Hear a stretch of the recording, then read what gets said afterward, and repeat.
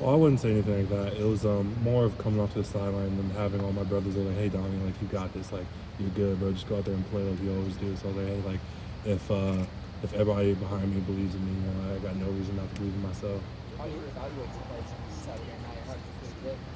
Well, I feel like it was a nice start. I'm nowhere close to where I want to be, rather where I need to be. So that just comes with a competitive stamina. Getting better every week, staying consistent. I feel like if I just keep on that track, I'll get to where I need to be. It was that sack early. How much of that viral towards, okay, I'm going to take my college football.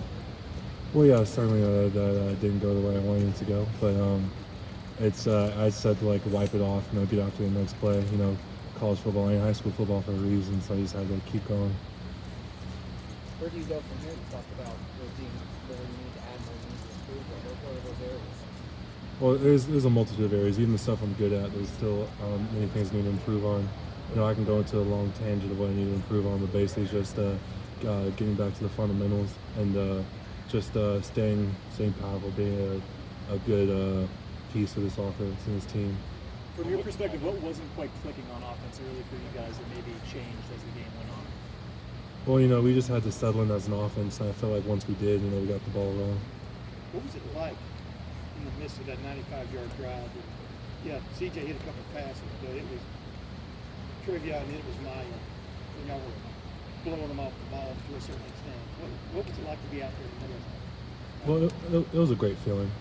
Obviously when your offense is successful, and as offensive line when you're running the ball well, you can't help but get excited. So I feel like we just rode that momentum down the field. And, obviously all 5 guys, all 11 guys, I would say, not just O-line, all 11 of us were doing our job and we were all clicking. Matt said that he had 102-degree fever the night before. Battle through that play well. What would you say about that?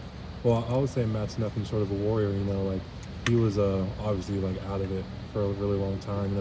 He was getting IVs, getting like trying to like come back, but like game time came and Coach Fry was like, "Yo, Matt, you good?" And he's like, "Coach Fry, I got this. Like I'm not gonna let my team down." So like I give nothing but all my respect to Matt. He battled through a lot coming to this game, and when he showed out there and he balled out for the entire game. Depending on Luke's status, going into the game this week, Matt could be at center, you'd be next to him, he not to be in there. How confident are you about that matchup, about that combination? Well, I feel like we're very confident. I feel like all those guys are prepared to do whatever the team needs, and that includes all of us on the O-line. So we're just getting prepared for this week and try to be the best we can be.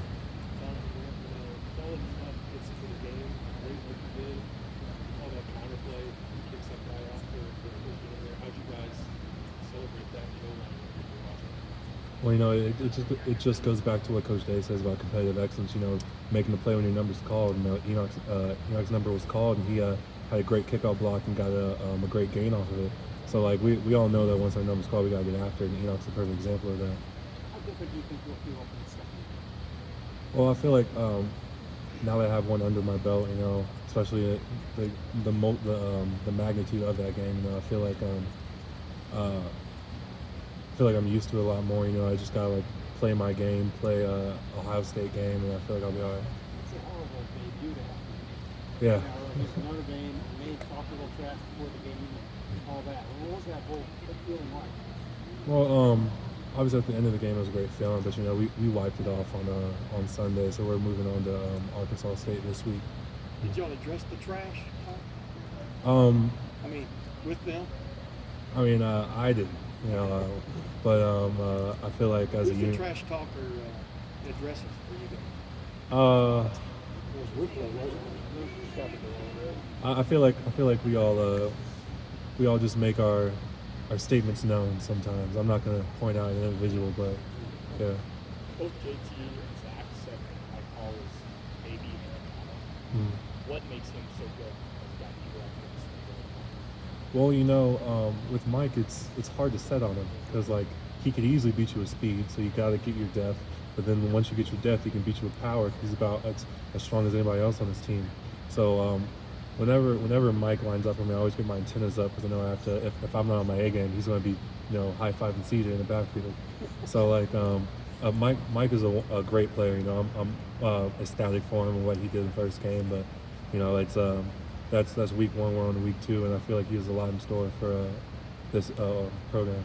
You were here last year. He was here last year. You were here last year.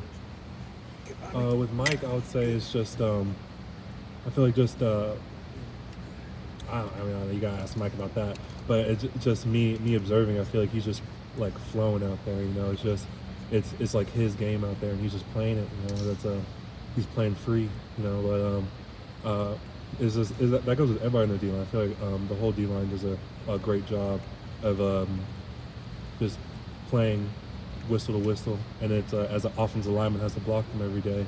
It's not the greatest feeling, but I know that they're getting us better because iron sharpens iron. Donovan, you've talked a couple times about moving on to Arkansas State, moving on to week 2. How do you kind of keep the same level of intensity this week after there was so much build up to that first game?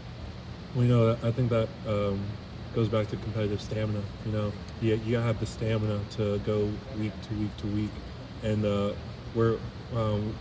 we respect Arkansas State. You know, watching film, they have a lot of talented guys, and so we just have to play our game. You know.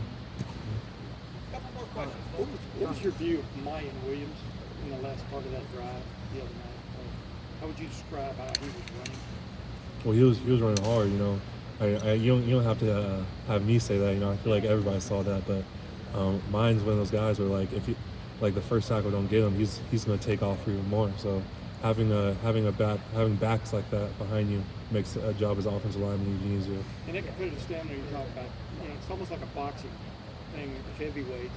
Keep giving them body blows until they kind of weaken, right? I mean, that's what it looked like you guys got accomplished in that second half. The last 20 minutes of that second half, did it feel like that on the field? Well, you know, we had the looks we wanted coming into it, so we just had to leave it to execution at that point. And all 11 guys executed in the way they were coached and taught, and the results showed. Donovan, when you go through and critique your first full game like that, Coach Pride does it raise your expectations for the next game? Are you going into this game with a better view of what you can do or you should be able to do that for? Well, we don't want to become stagnant, especially at this university. You know, everyone always has something to improve on. So it wasn't just me. It was everybody in this building. You know, we had a starting point, but that starting point isn't where we need to be. So we just got to keep working every day, keep stacking days. Donovan, did you guys know that you were getting ready to get into a grind on that final touchdown drive there? You know, with Jackson going out early and the way that they were playing some really solid pass defense. Were you guys kind of prepping yourself like, all right, it's showtime? Yeah, I know what you mean. I feel like during at the start of that drive, we as a unit we were kind of like, okay, like we gotta go. Like this isn't something that we have to like delay anymore. Like we have to get off the ball. We have to run. And having that mindset every play, you know, obviously helped out the team to reach a bigger goal. And when you finally pushed the ball in the end zone, was it kind of like, all right, we know we can do this. You know, compared to, I mean, like last year, where a lot of drives were dependent upon CJ throwing the football. Now all of a sudden, Coach Day, Coach Wilson are asking you guys to get up front and grind it out. And when that happens, what kind of accomplishment, I guess, are you feeling at the end of that drive and at the end of the game as a whole? Right. So in the offseason, obviously, we emphasize fight and toughness. You know, in the offensive line room, that makes up like half your game right there. So in the offseason, we knew we had to get after it. You know, we didn't want to have the same. You know, we didn't have to rely on someone to like relieve the offensive line. Like we should be able to hold our own and not like hold anyone back, rather. So we were like during that drive, we just had to like keep on pushing, keep on pounding it, and having that mentality really helped us out. Donovan, thank you very much. Thanks, Donovan. Folks, we'll see you on the Zoom tomorrow.